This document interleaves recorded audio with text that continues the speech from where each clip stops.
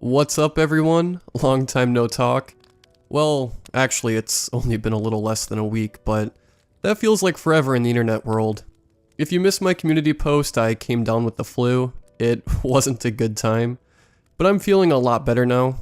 My voice may sound a little weak, but other than that, I'm all good, I promise. Just thought I'd explain the short absence really quick. But anyways, we have a story about some potentially haunted woods, a possible cryptid sighting, and a bizarre highway story. A pretty good lineup if I do say so myself. As always, a massive thank you to the writers, whose links can be found in the description. If you enjoy the video, please be sure to drop a like and comment. Subscribing if you're new is also very much appreciated. Enjoy the video, and as always, I hope you all have a great night.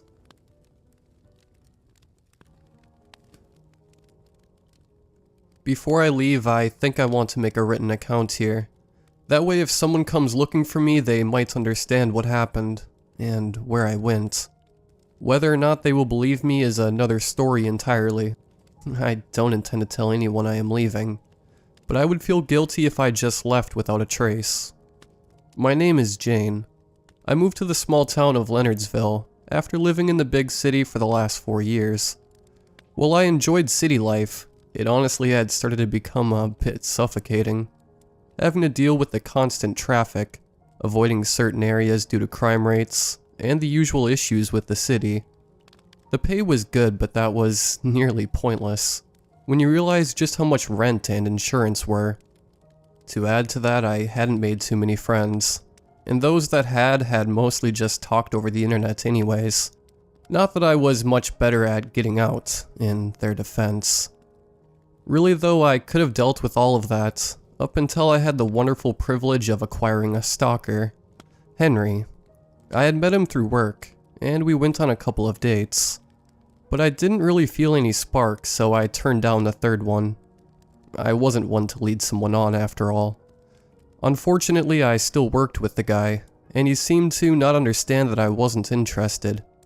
He'd continue to ask me out on dates, get a bit too close for comfort at work, and occasionally even refer to me as his girlfriend in front of our co-workers. I went to management and that eventually put an end to the harassment at work, but it escalated things outside of work. I had caught him multiple times attempting to follow me home, and though I didn't have any proof, I swear he was outside my apartment at night too. While dealing with all of this, my mother was doing her best to help. She knew I didn't really enjoy the city too much, and suggested that maybe a change of scenery would work. Leonardsville was far, far away from the city I was currently staying in, which meant I wouldn't have to deal with Henry anymore. Plus it was a small town too. That meant rent would be cheap, and I could enjoy a bit more peace and quiet in my life. When she also added that my auntie Margaret ran a bookshop and could give me some work, I finally caved in and took her up on the offer. I turned in my resignation notice covertly to my boss and started packing. Within the next week, I was on my way. Turns out Margaret also had a few rental properties around town, and before I could even ask, set me up in a cottage on the edge of the nearby forest.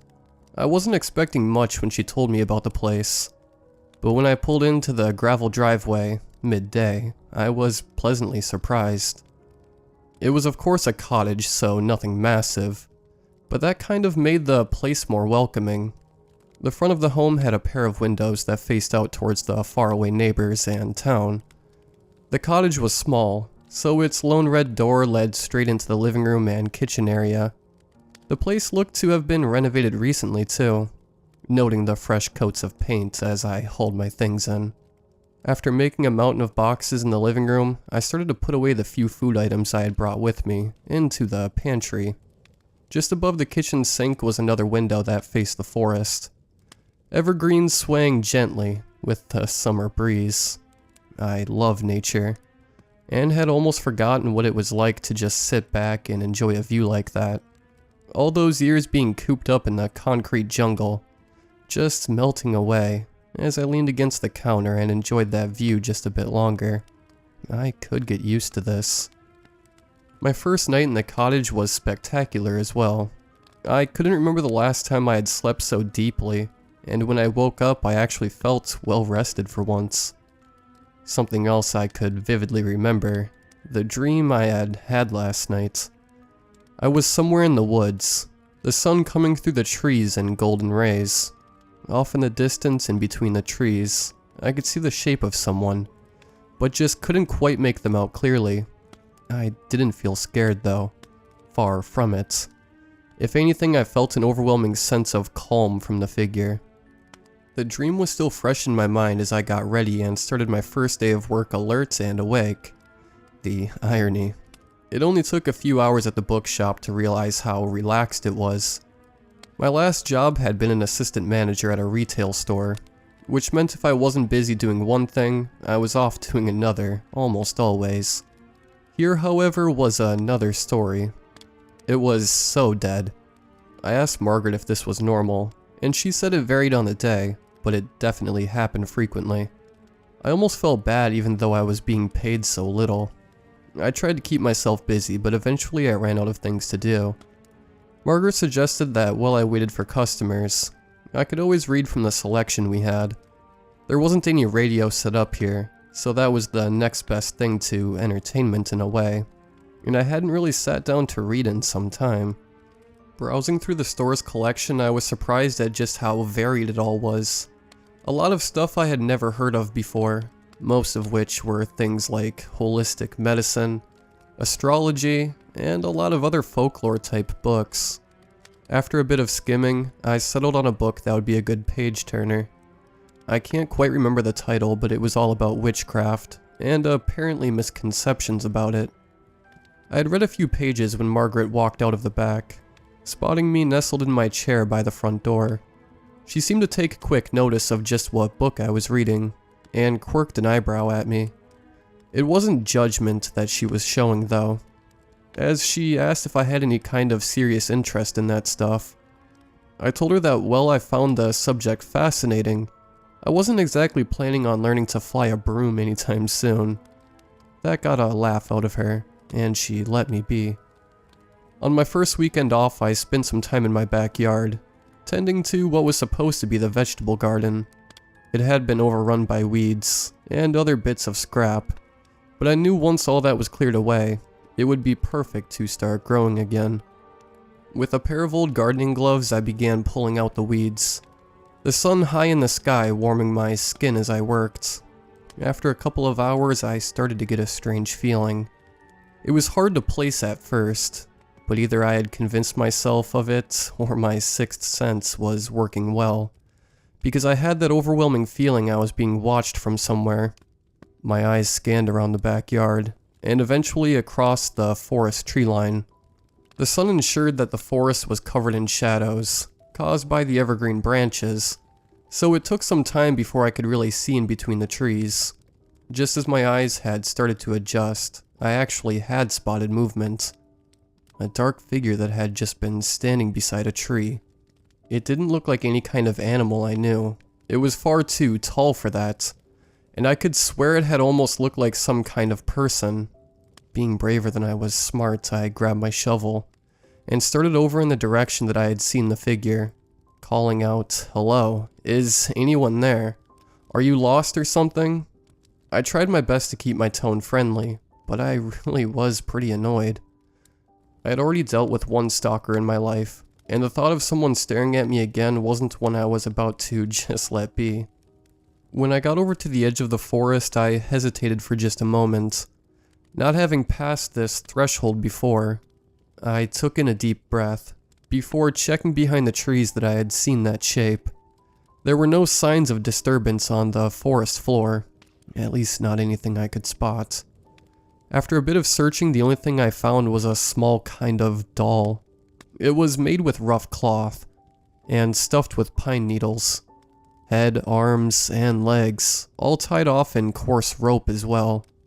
Stone buttons made the eyes, and it had a neatly sewn-on mouth, in a strange kind of orange thread. I really couldn't say whether I was freaked out at the time or impressed by the work. It was very well made, considering the components. With the doll in hand, I made my way back to the garden, figuring it must have just been my imagination, or I had actually seen a child that ran off because they thought they were in trouble. I ended up keeping the doll on my shelf inside. I don't know why. I really should have felt creeped out by the thing, but it had the opposite effect. There was a sense of safety that the doll brought with it whenever I looked at it or touched it. That night was a bit tougher for my sleep. I had awful nightmares that left me tossing and turning all night, dreaming of figures that were trying to break into the cottage, images of hands clawing on my bedroom door, eyes staring in from the windows, and whispers that seeped into my subconscious. When it was finally morning, I got out of bed exhausted, but at the very least the nightmares didn't stay in my memory. Going out to the living room, I noticed a couple of strange things. For one, the doll had fallen over, and now laid face down on the floor. It had somehow managed to get all the way to the kitchen, directly below the window. The window was the second strange thing. It was slightly ajar just a few inches, and when I went over to inspect it farther, I noticed that the lock had been busted off. This got me checking all the locks on the house. The back door handle was loose now, and there were light scratches all around the outside of it too, that I didn't remember being there before. At this point, I really hoped that I was just being paranoid, but still called Margaret and let her know about the damages just in case. She told me she'd get some replacement locks for them, and she'd install them after the shop was closed. She also tried to comfort me in saying that the place was pretty old, so things did occasionally fall apart like that, unfortunately. When I arrived at work, I was greeted with a platter of baked goodies and some fresh coffee, quickly forgetting the strangeness of the cottage by bribery alone. I spent most of the day talking with Margaret, which eventually led back to the book I was reading. She told me that this area had a long history of witchcraft, some of which was in part to the witch trials of old, falsely prosecuted women being killed or beaten. It actually led to many of the women of the area eventually practicing Wicca or witchcraft in more modern terms. There seemed to be something more that Margaret wanted to say, but didn't, as a couple of times she almost went into the topic of the forest, but straight away. Especially when I mentioned the doll I had found, she seemed to try her best to go along with my kid story, but didn't do a very convincing job at it. Maybe she was just trying to keep my mind off it, honestly. A week passed without any more incidents. I caught up on the sleep I had missed the day after, and the only thing to put a damper on my mood was the weather. It had been getting progressively worse, starting out with the cloudy days that led to rain. I had wanted to work on my garden, but it seemed like I was destined to sit on the couch instead. At least the ambience was nice. I did have a couple more nightmares, but nothing as bad as the first one, up until the first storm. Again, I tossed and turned all night through the mall, but didn't retain what they were. Unlike the last time, however, when I woke up, I didn't find anything inside of the house different, or any doors ajar. That was until I stepped outside of the house to leave for work. The rain had turned most of the ground around the cottage to mud, where there wasn't grass, and it was evident that almost immediately, there were footprints all around the cottage. It looked like someone had been pacing around there all night, just by the amount of footprints. When I told Margaret this at the shop, she said she'd get in contact with someone she knew at the police station just in case. They wouldn't be able to find the footprints. The rain hadn't let up since, but the least they could do is send a couple of patrol cars by during the next few nights. Finally, the rain turned to thunder, and lightning a few days later. I was at home and luckily the power was holding up, but the tin roof of the cottage made all of the noise from the storm much louder, which made it hard to focus on anything. Instead, I lay in bed resting my eyes, eventually letting the sound of rain scattering across the roof take me off to sleep. I was having another nightmare again, and this one was the worst one yet. There was this overwhelming sense of danger that filled the foggy scene in the forest, a scene that was shattered by the sound of broken glass that brought me awake instantly. The storm still raged outside, but now I could hear the rain was inside too. At first I thought it had just been the storm that had broken the window, However, I left my bedroom and flicked on the light switch to inspect the damage. I stifled a scream as a bloodied arm reached through the window to try and grab at the lock of the back door, a part of my mind helpfully informing me it wasn't the storm that caused this. I grabbed one of my potted plants that was sitting nearby and hurled it at the hand to try and get it away from the lock, the pot shattering just next to it. Despite this, the one outside was not deterred by this, and all I could do was run toward the door to try and stop them, as it finally clicked the lock open. The lightning flashed outside and illuminated the would-be intruder, and I recognized that crazed face immediately. It was Henry. What I also managed to see was that in his other hand was a rather large knife that was slick with rain. I threw my entire body against the door as it started to open, getting it shut but unable to reach the lock from my position. I heard him swear, but he soon began ramming his shoulder against the door, getting it open for a few moments each time, before I gathered the strength again to push it shut. He roared to be let in as my mind ran in a panic for what to do. Then I heard something else. In another crack of thunder and lightning, there was a horrible tearing noise that came out from the forest, one that was followed by an agonizing scream from Henry. It sounded like his scream had been pulled out of him, as his voice pulled away into the darkness of the forest. I locked the door again, and hauled myself up to my feet, ignoring the bits of glass that had been bitten into the soles of them, as I looked out the window to try and see what had just happened. The forest was dark for some time, before another flash of lightning illuminated the area. As it did, it seemed to freeze, like the night sky stayed lit up for a few more seconds than it should have. There in between the trees I saw Henry, or rather, what was left of Henry. His body was impaled from all sides by long winding branches that hauled him up into the air, the wood looking more like serpents as it coiled through and around his body, dragging him deeper into the woods. And there below him I finally saw her, an old woman, lines etched with age and shocking white hair that extended below her waist. She was dressed in a mixture of cloth and leaves. This woman stared at me before extending out a gnarled hand and beckoning finger, being sent my way before I watched her disappear into the woods once more. I sat in my kitchen until morning came, just trying to process everything I had seen. I think I'm going to take her up on her offer, if that's even what it was. After all, I owe her my life now.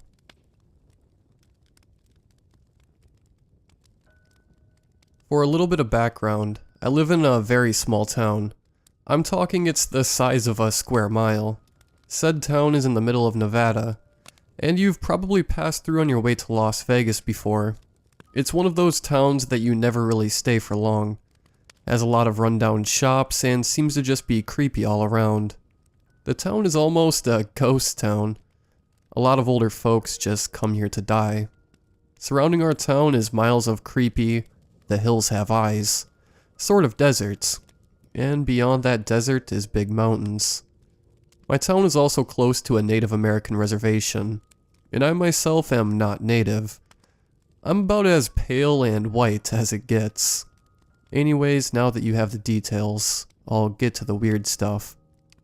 My boyfriend and I often go out into the desert in the middle of the night, usually to just hang out or listen to scary stories on YouTube. On this particular night, my boyfriend and I had drove into the desert with a mutual friend of ours, just to hang out and get away from civilization. When we got pretty far out there, I'd say about a 20 to 25 minute walk from town to where we are, all three of us wanted to go walk deeper into the desert. So, equipped with blankets and jackets, we ventured into the desert. I'd also like to add that I in fact have night blindness, and I can't see at night more than a few feet ahead of me. So we're on our walk and we're messing around, talking about creepy stuff and trying to spook each other out. I'm squinting into the distance, and trying to see anything but to no avail. Then it looks like there is a distorted sort of figure off in the distance. I tap my boyfriend Sean, and I tell him what I saw. "Babe, do you see that?" I ask, pointing in the general direction. My boyfriend squints. Yeah, let's get back to the truck. Without another word, he turns around and pushed me by the small of my back. Our friend, who was younger than us, was already scared, so they were okay with returning to the safety of the truck.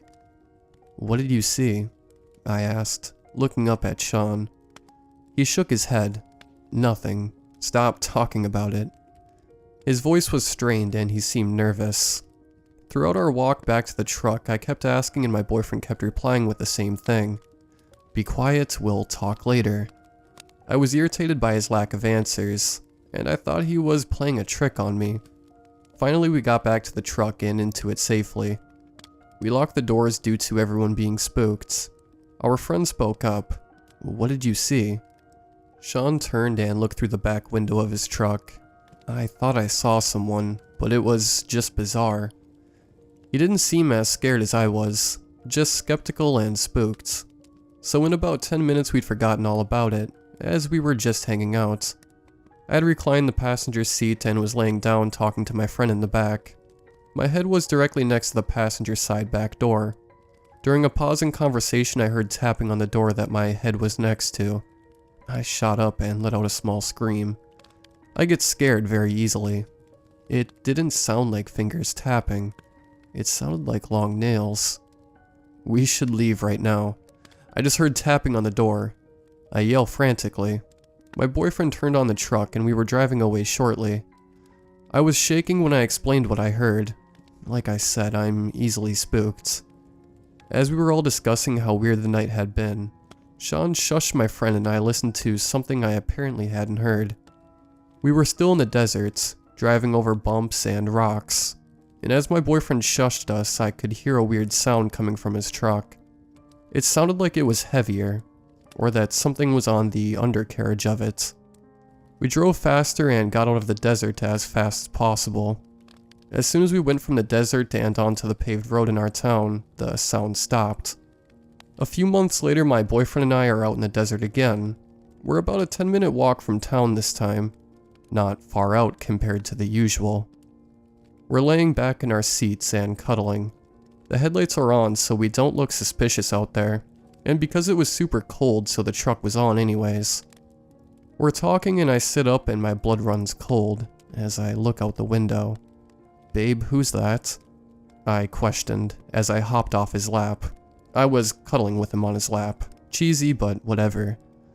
We both sat up and looked as someone speed walked next to the truck. We didn't see this person approach. We didn't see them come from anywhere. And there were no cars anywhere. They were wearing a hoodie, so we didn't see anything that could identify them. They weren't just taking a walk because they were literally within arm's length away from the truck. Who walks right next to a car they don't know in the middle of the night? We watched as they walked deeper into the desert. I lost sight of them before my boyfriend did, due to my night blindness, but he said he never saw them stop walking. It was terrifying. Thank God we had the doors locked. Who knows what would have happened.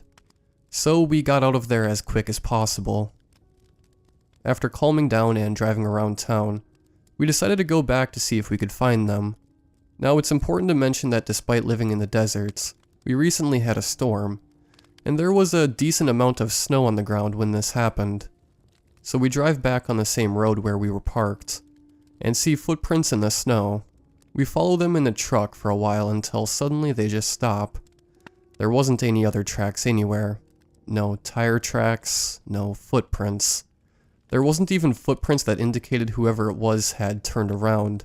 They just vanished. I'm really spooked. Please, if anyone knows what it might have been, let me know. I keep getting the feeling of being watched when I'm in an alleyway behind my house, and it's creeping me out.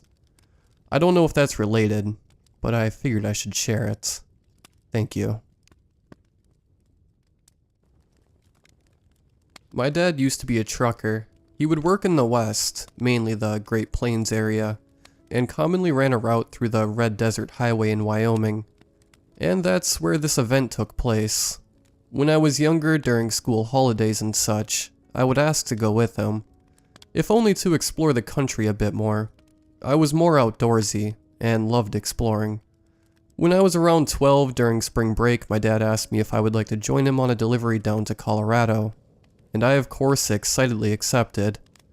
Now may be the best time to mention that my dad was single at the time, and my older brother had recently moved out. We live in Idaho, so we went east along the southern highways. The trip went mostly smooth as expected. We crossed into Wyoming and continued on to the desert highway. If you're not familiar with the area, the Red Desert is the largest of its kind in the States, and has a certain atmosphere about it, much like most other deserts in the area. We got onto the highway and kept moving. Fast forward to around 1 a.m. My dad suddenly wakes up with an uneasy tone in his voice, and asks me to look into the rearview mirror and tell him what I see. The only thing I notice are 2 dim headlights, slowly approaching us, and that they appeared to be bouncing slightly. My dad informed me that he asked because he wanted to make sure that I saw them too, and that it wasn't just his tired eyes playing tricks on him. I looked around to see the area we were in. We were really in the thick of it then. The area was surrounded by large hills, and combined with the dead trees jutting limbs, I could barely see anything. We probably weren't far from the sand dunes. I asked my dad how far into the desert we were, and he said he didn't know. The GPS had been malfunctioning since we left, so this was expected. Granted, they didn't calm my nerves anymore, as we had gotten off the highway and were on a little 2-lane road. I asked my dad what it was behind us, and he said he wasn't sure, that it may have been either a truck or a large van. That wasn't particularly uncommon on these long desert roads. But we both agreed that something wasn't right here. My nerves frazzled. I mentioned to my dad that the truck might just want to pass us. At this point, it was practically at our rear bumper. My dad slows down a bit, and moves slightly, to give this truck a way to pass. This didn't work, however. The truck simply slowed down as we did. He slows down a little more, and this van or truck finally starts to pass us. We heard a strange sound as it began to pull up next to us, a little like the sound of metal scraping against solid ice, or something like that. Mixed in was the sound of grinding gears. I finally got a good look at what the vehicle in question looked like. Contrary to my dad's belief, the vehicle wasn't a truck, or even a hauling vehicle at all. It was one of those part van, part bus deals, a little like a Volkswagen T2 or a Ford Transit. People mover or something. This one looked like it had fallen off a bridge or something though. The paint had long since been scratched off. All that remained were small patches of it, and seas of rust that almost took up the entire body of the thing. Torn pieces of a strange papery fabric substance were just hanging off of it, and the doors at the back were dented and forced open. A deep sense of dread flooded my body as I looked to the passenger side window. It had been smashed, and inside we saw nothing and nobody. I wish I was making this up. All we saw was an inky blackness, where there would naturally be signs of life. The vehicle passed us with a groany wheezing noise, and soon enough we were behind it. However, the vehicle just seemed to increasingly slow down, as we started climbing an incline. At the top of this incline you could have easily went off the road, and gotten stranded. And there were no barriers, and there was a bend at the top. Now we were behind this unsettling mess of a vehicle, and my dad starts to get increasingly impatient with its constant slowing down, and moves to overtake it again. We passed the driver's cabin again, and again saw nothing and nobody. It was here that I started to notice that the vehicle's headlights were slowly but steadily dimming. As we carefully turned into the bend, I continued to watch this abhorrent-looking vehicle as we went. The headlights continued to dim until there was but a spark left. As it approached the bend, it showed no signs of turning, and instead just kept going steadily, until it went off the road, and slowly rolled down the other side. I noticed that the headlights finally died when it hit the bottom. Needless to say, the experience messed me up a good bit, but I was still able to get back to sleep until we reached the delivery location for my dad. We decided to take the same road back the next morning to see what happened to the vehicle. And when we reached the spot it had rolled off, I got out to check the bottom. The vehicle was gone. There weren't any signs of it being there in the first place. The bushes it had rolled into were completely intact, and there were no tracks in the sand. Can anyone help me explain this?